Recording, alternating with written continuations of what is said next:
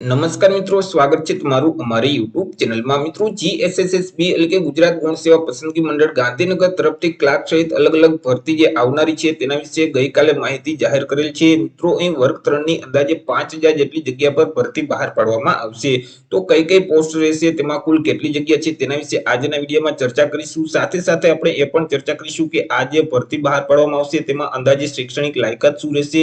તો મિત્રો, વિડીયોની શરૂઆત કરીએ તે પહેલા વિડીયો ગમે તો લાઈક અને શેર કરી દેજો। ચેનલમાં નવા હોય તો ચેનલને સબસ્ક્રાઇબ કરી દેજો। તો ચાલો મિત્રો, વિડીયોની શરૂઆત કરીએ। તો મિત્રો, ગુજરાત ગૌણ સેવા પસંદગી મંડળ તરફથી જાહેરાત કરવામાં આવેલી છે કે સરકારના જે અલગ અલગ વિવિધ વિભાગો છે, તો આ અલગ અલગ વિભાગમાં જે જગ્યાઓ ખાલી છે તો તે જગ્યાઓ ભરવા માટે આવનારા 15 દિવસની અંદર 5000 જેટલી જગ્યા પર ભરતીનું નોટિફિકેશન ડિક્લેર કરવામાં આવશે।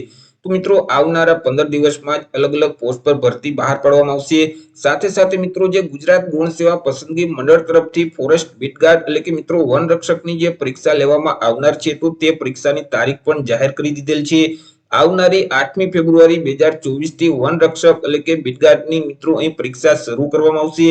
અંદાજે 4,18,000 જેટલા ઉમેદવાર આ પરીક્ષા આપશે અને આ જે પરીક્ષા છે તે મિત્રો ઓનલાઈન લેવામાં આવશે, કોમ્પ્યુટર બેઝ ટેસ્ટ લેવામાં આવશે કે જે અલગ અલગ 11 સેન્ટર પરથી પરીક્ષાનું આયોજન કરવામાં આવ્યું છે। મિત્રો, ગુજરાત ગૌણ સેવા પસંદગી મંડળના જે સચિવ છે હસમુખભાઈ પટેલ, તો તેમને ગઈકાલે જણાવ્યું હતું કે વર્ગ 3 ની જે અલગ અલગ ખાલી જગ્યાઓ છે તો આ ખાલી જગ્યાઓ ભરવા માટે આગામી પખવાડિયામાં એટલે કે આગામી 15 દિવસની અંદર જ ભરતીનું નોટિફિકેશન જાહેર કરવામાં આવશે અને વિદ્યાર્થી પાસેથી ઓનલાઈન અરજીઓ મંગાવવામાં આવશે।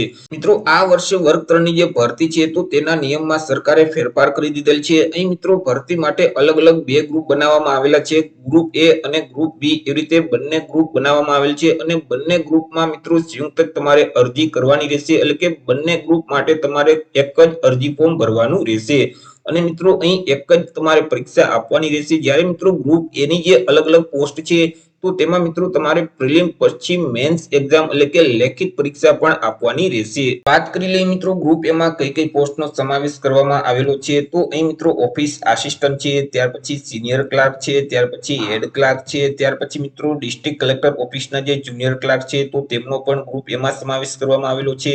ત્યાર પછી ઓફિસ સુપરિન્ટેન્ડન્ટની પોસ્ટ છે, ત્યાર પછી મિત્રો જુનિયર આસિસ્ટન્ટ છે, ત્યાર પછી જે રાજ્ય કેડરના ડેપ્યુટી ચીફનિસ છે તો તેમનો પણ સમાવેશ ગ્રુપ એમાં કરવામાં આવેલો છે।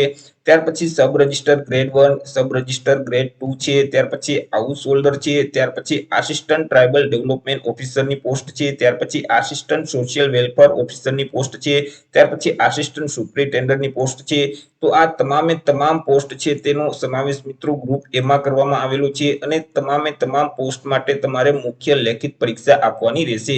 તે સિવાય મિત્રો રાજ્યમાં જે અલગ અલગ વિભાગમાં જે જુનિયર ક્લાર્ક છે તો તેમનો સમાવેશ છે તે ગ્રુપ બી માં કરવામાં આવેલો છે અને ગ્રુપ બી ની જે પોસ્ટ છે તો તેમાં માત્ર મિત્રો એમસીક્યુ એક્ઝામ જ તમારે આપવાની રહેશે, તેમાં મુખ્ય લેખિત પરીક્ષા લેવામાં નહીં આવે। બાકી મિત્રો જે ગ્રુપ એ ની પોસ્ટ છે તેમાં મુખ્ય લેખિત પરીક્ષા લેવામાં આવશે। ચર્ચા કરી લઈએ મિત્રો જગ્યા વિશે કે કઈ કઈ પોસ્ટમાં કેટલી કેટલી જગ્યા પર ભરતી આવશે અંદાજે। તો મિત્રો અહીં જે જુનિયર ક્લાર્કની પોસ્ટ છે તો તેમાં અંદાજે 2500 જેટલી જગ્યા રહેશે। ત્યાર પછી સિનિયર ક્લાર્કની પોસ્ટ છે તો તેમાં અંદાજે 550 જેટલી જગ્યા રહેશે।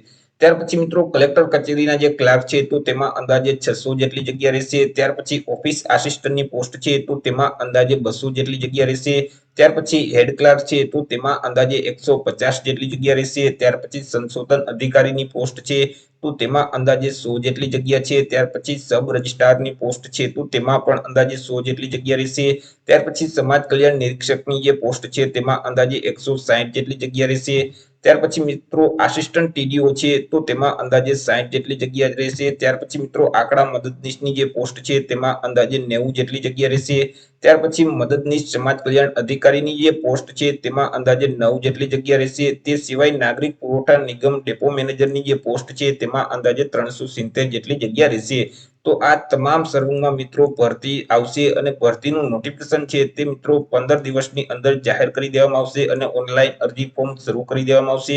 મિત્રો જ્યારે નોટિફિકેશન ડિક્લેર કરવામાં આવશે એટલે આપણે એક અલગથી વિડીયો અપલોડ કરી દઈશું અને મિત્રો તમામ પોસ્ટ માટે એક જ અરજી ફોર્મ ભરવાનું રહેશે અને એક જ પરીક્ષા આપવાની રહેશે।